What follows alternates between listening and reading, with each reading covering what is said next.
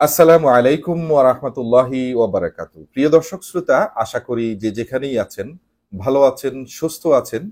যথারীতি আজকে স্পেশাল একটি সাক্ষাৎকারে আপনাদেরকে স্বাগত জানাচ্ছি। আমি আব্দুল্লাহ মাসুম। আপনারা নিশ্চয়ই দেখতে পাচ্ছেন আমার পাশে আমাদের দেশ থেকে আমাদের কুমিল্লার ছেলে আলিফ মাহমুদ আদিব সুদূর বাংলাদেশ থেকে ৭,৮০০ কিলোমিটার পায়ে হেঁটে পাড়ি দিয়ে এবারের হজ পালন করেছেন। আলহামদুলিল্লাহ। আমরা আজকে আলিফ মাহমুদ ভাইয়ের কাছ থেকে শুনবো তার এই সুদীর্ঘ পথের যে যাত্রার অভিজ্ঞতা আজকে আপনাদেরকে শেয়ার করার চেষ্টা করব। আসসালামু আলাইকুম। ওয়ালাইকুম আসসালাম, কেমন আছেন? আলহামদুলিল্লাহ, আপনি কেমন আছেন ভাই? আল্লাহর রহমতে ভালো আছি, আলহামদুলিল্লাহ। কারণ আমি একজন ট্রাভেলার, এখন পর্যন্ত আমি ট্রাভেলিং করি। দেশে দেশে ঘোরা। জি। আলহামদুলিল্লাহ। আমরা যতটুকু জানতে পারলাম যে এবারে আপনি হজ পালন করেছেন ২০২৪ সনে পায়ে হেঁটে। জি। আমরা আপনার এই অভিজ্ঞতাটুকু একটু শুনতে চাই যে আপনার পায়ে হেঁটে হজ করার যে মন মানসিকতা সেটা আপনি কোথা থেকে উদ্বুদ্ধ হলেন? মূলত আমি একজন ট্রাভেলার, সময় নিয়ে ভ্রমণ করতে আমি খুবই পছন্দ করি। আমি চাই পৃথিবীটাকে সময় নিয়ে দেখতে। আমি যখন সময় নিয়ে বাংলাদেশটা ঘুরছিলাম তখনই আমার মাথায় চিন্তা আসে যে আমি যেহেতু বিশ্ব ভ্রমণ করবো, আমার প্রথম সফরটা আমি এই পবিত্র মক্কা মদিনাতে যাব। তো সেইখান থেকেই আসলে আমার চিন্তা আসে মক্কা মদিনার কথা। তো পরবর্তীতে আমি হেঁটেই মক্কাতে যাওয়ার সিদ্ধান্ত নেই এবং আলহামদুলিল্লাহ এর মধ্যে আমি হজ সম্পূর্ণ করেছি আল্লাহর রহমতে। আলহামদুলিল্লাহ। আমরা যতটুকু জানি আপনি তো পায়ে হেঁটে এসেছেন। এখানেও আসলে হজ সম্পর্কে আমরা উলামায়ের কাছ থেকে যে শুনি যে হজটা আসলে কিয়ামতের একটি নমুনা। এখানে অনেক কষ্ট করতে হয় শারীরিকভাবে। তো মিনা, মুজদালিফা, আরাফা এগুলো কি আপনি পায়ে হেঁটে করেছেন? জি, আলহামদুলিল্লাহ, সবগুলোই হেঁটে হজ করা আমার সৌভাগ্য হয়েছে। এবং আমাদের রাসূল সাল্লাল্লাহু আলাইহি সাল্লাম বলেছেন যে হজ হচ্ছে একটি জিহাদ, বলতে গেলে যুদ্ধের সমান। অনেকেই এবছর দেখলাম যে অনেক মানুষ এই বছর মারা গিয়েছেন, কারণ প্রচন্ড পরিমাণে গরম ছিল। আসলে এইখানে যে এই বিভিন্ন জায়গায় এই যে মুজদালিফাতে যাওয়া, মিনায় যাওয়া, তো এইটা প্রচন্ড পরিমাণে কষ্ট। প্রিয় দর্শক, একটু ইনফরমেশন আপনাদেরকে দিয়ে রাখি। এবারের হজ্জে এ যাবৎকালের সবচেয়ে বেশি গরম ছিল সৌদি আরবে। এবং হজ পালন করতে এসে প্রায় ১৩০০ প্লাস সম্মানিত হাজী সাহেব ইন্তেকাল করেছেন আমরা যতটুকু জানি। এবং সবচেয়ে বেশি মিশরের প্রায় ৬০০-র উপরে ৬০০-র উপরে মানুষ মারা গিয়েছেন। তো সেদিক থেকে আপনি পায়ে হেঁটে, তাছাড়া আবার খুবই গরম প্রতিকূল পরিবেশ।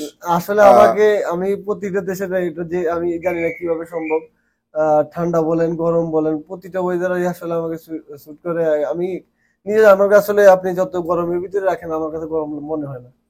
আচ্ছা, আলহামদুলিল্লাহ। যেহেতু আপনি ট্রাভেলার, তো ট্রাভেল সম্পর্কিত কিছু ইনফরমেশন আমরা জানতে যাচ্ছি।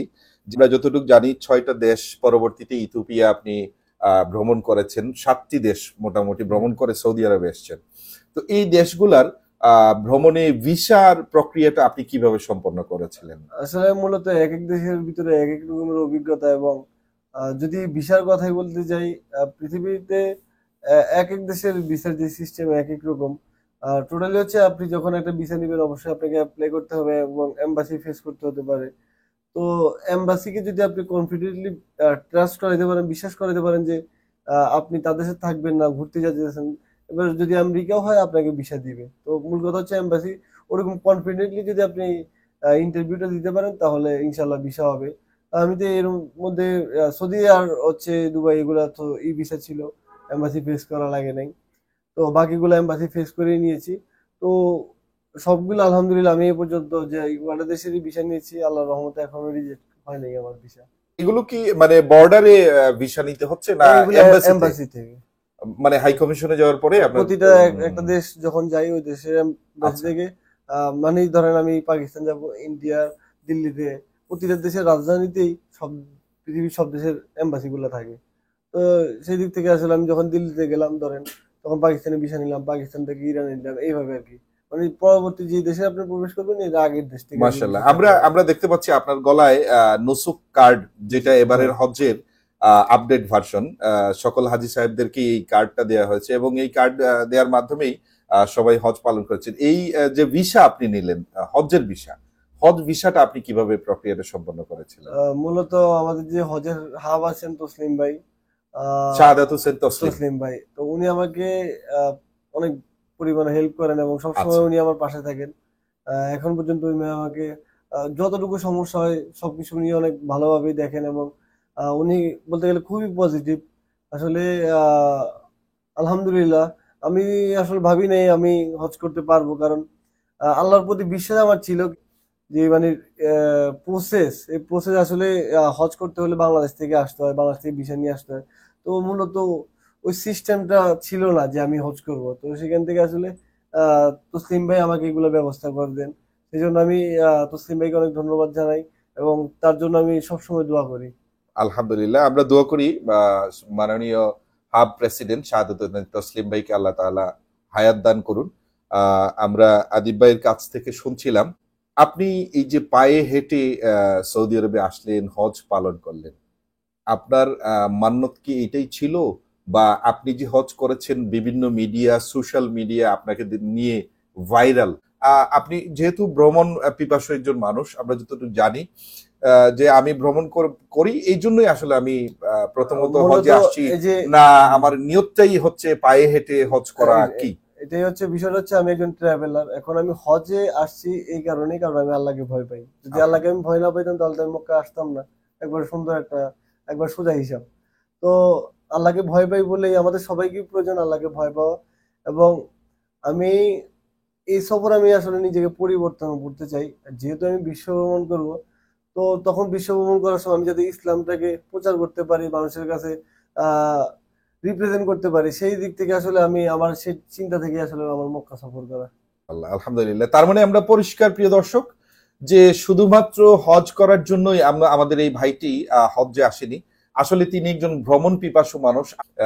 আপনি এজ এ ট্রাভেলার হিসাবে আপনি নিয়ত করেছেন যে পায়ে হেঁটে বিশ্ব ভ্রমণ করবেন। জি, আমরা মোবারকবাদ জানাই আমাদের আদিব ভাইকে, এবং আমরা শুভকামনা জানাই আদিব ভাই যেন বাংলাদেশের এই পতাকা নিয়ে পায়ে হেঁটে বিশ্ব ভ্রমণ সুন্দরভাবে, সুস্থভাবে সমাপ্ত করতে পারেন। সর্বশেষ যদি কোনো মেসেজ থাকে আমাদের দর্শকদের উদ্দেশ্যে।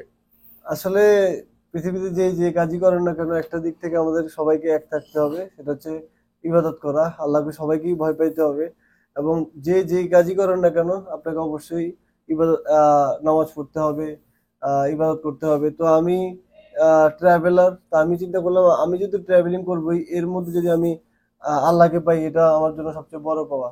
তো আপনারা যে যে কাজই করেন না কেন সেই কাজের ভিতরেই আপনারা চেষ্টা করবেন নামাজ পড়ার জন্য, ইবাদত করার জন্য, সবকিছু ঠিকঠাক রেখে তারপরে আপনি সেই কাজটা করুন। আদিব ভাইয়ের যে মেসেজ, যে আমরা সর্বক্ষেত্রে যেন আল্লাহ তাআলাকে স্মরণ রাখি, হ্যাঁ, তাইলেই আমরা পরিপূর্ণ মুসলমান মমিন হিসাবে আমরা আমাদেরকে আহ উপস্থাপন করতে পারবো আল্লাহর দরবারে।